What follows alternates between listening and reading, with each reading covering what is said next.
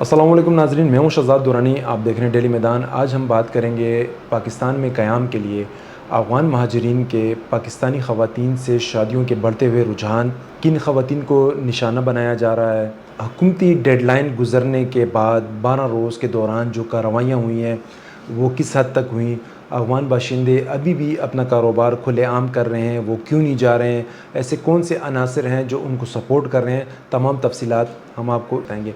सबसे पहले बात करते हैं पाकिस्तानी ख़वातीन से शादियों के बारे में। हुकूमत पाकिस्तान ने अफ़गान महाजरीन को 10 जुलाई की हतमी डेडलाइन दी थी कि उन्होंने 10 जुलाई से कबल अपने वतन अफ़गानिस्तान रज़ाकाराना तौर पर वापस जाना है। शुरू में ये बात की जा रही थी कि अफ़गान महाजरीन को उनके वतन वापस भेजने के लिए थानों में एफसी तैनात की जाएगी, पुलिस के साथ एफसी का अमला मुश्तरका कार्रवाइयाँ करेगा ताकि उनकी वतन वापसी को हर सूरत में यकीनी बनाया जाए। जैसे ही 10 जुलाई की डेडलाइन करीब आई, वो अफ़गान बाशिंदे जिन्होंने पाकिस्तानी ख़वातीन से शादियाँ कर रखी थी और उनके हाई कोर्ट में केस चल रहे थे, उन्होंने अदालत से रुजू किया। अदालत आलिया ने यह फ़ैसला सुनाया, हुकूमती इदारों को मना कर दिया जब तक वो अफ़गान महाजरीन जिन्होंने पाकिस्तानी ख़वातीन से शादियाँ कर रखी हैं उनको केस का फ़ैसला होने तक मुल्क बदर नहीं किया जाएगा।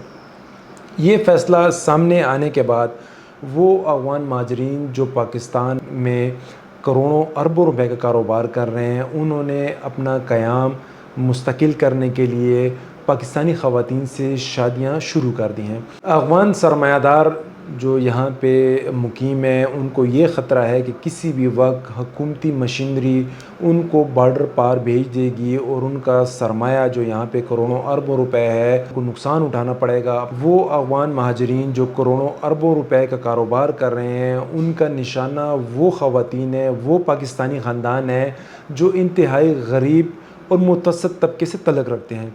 जो जिन ख़वातीन से शादियाँ की जा रही हैं उनमें ज़्यादातर की उम्रें शादी की निकल चुकी हैं या वो शादी की उम्र निकलने के करीब हैं, जिनकी बेटियां घर में बैठी हैं और उनकी ये दिली ख्वाहिश है कि उनकी बेटियां अपने घरों को रुख़सत हों।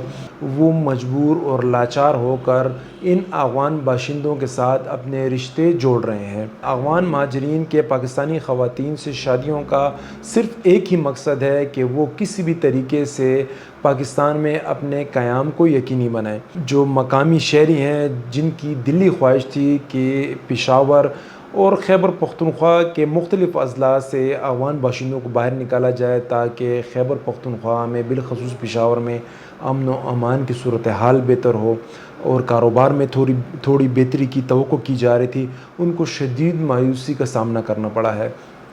इब्तिदाई आयाम में जब 10 तारीख़ गुज़री थी तो पुलिस की जानिब से कार्रवाइयाँ की गईं, लेकिन वो भी आटे में नमक के बराबर थी, जिसका सिलसिला अब मुकम्मल तौर पर रुक चुका है।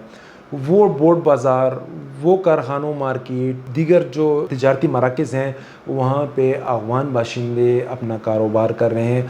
जैसा कि मैंने आपसे पहले कहा कि जब 10 जुलाई गुज़री थी तो इब्तिदाई तौर पर अफ़गान बाशिंदों के दिलों में भी खौफ था कि अब हमारे ख़िलाफ़ यकीनी कार्रवाई होगी। वो अपने तिजारती मराकज़ नहीं आते थे, मोबाइल फ़ोन के ज़रिए अपना कारोबार चला रहे थे। जो उनके पास मुलाज़मीन थे उनको मोबाइल पे हिदायत दे रहे थे। मुतअद्दिद अफ़गान महाजर जो कारोबारी हैं वो घरों तक महदूद हो गए थे, उन्होंने बाहर निकलना छोड़ दिया था। अब जब हुकूमती सतह पर कार्रवाइयाँ उस अंदाज़ में नहीं हुई जैसा कहा जा रहा था, जैसा ज़ाहिर किया जा रहा था, तो अब अफ़गान महाजरीन के दिलों में जो खौफ था, जो डर था, वो ख़त्म हो चुका है। अब वो खुलकर अपने कारोबारी मराकज़ आते हैं। तिजारती मराकज़ में अगर देखा जाए तो वो बैठे हुए हैं, वो खुल के काम कर रहे हैं। हमने कुछ दिन कबल कारखानों मार्केट का विज़िट किया था। वहाँ पे हमने जब ताजरों से बात की तो उन्होंने बरमला इस बात का इज़हार किया कि कारखानों मार्केट में चूँकि ज़्यादातर करोड़पति ताजिर हैं, उनके ख़िलाफ़ ताहाल कोई कार्रवाइयाँ नहीं हुई हैं। कारखानों मार्केट के जो ताजिर थे, जो अफ़गान बाशिंदे थे, उन्होंने ये भी कहा है कि कारखानों मार्केट में 80% अफ़गान बाशिंदे अपना कारोबार कर रहे हैं और वो तमाम के तमाम इसी जगह पर मौजूद हैं।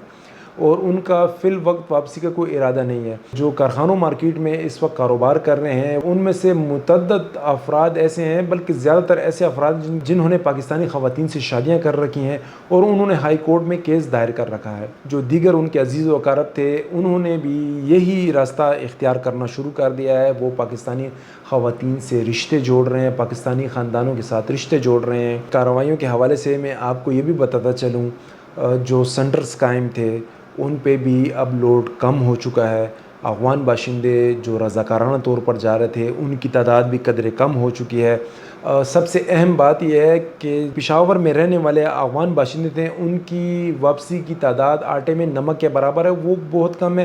100 میں سے 10% پشاور کے رہائشی افغان مہاجرین گئے ہیں، اس کے علاوہ جو 90% ہیں ان کا تعلق نوشہرہ، صوابی، مردان دیگر اضلاع سے ہے، اور یہ وہ لوگ ہیں جو یہاں پر بھی قسم پرسی کی زندگی بسر کر رہے تھے، اور ان کے لیے پاکستان میں قیام اور افغانستان جا کر نئے سرے سے زندگی شروع کرنا ایک جیسا تھا۔ پاکستانی شہری ہیں، مقامی شہری ہیں، وہ اس بات پر کھل کے تنقید کر رہے ہیں کہ حکومت اگر اپنے فیصلے پر عمل درآمد نہیں کرا سکتی تو ڈیڈ لائن کا کھیل کیوں کھیلتی ہے؟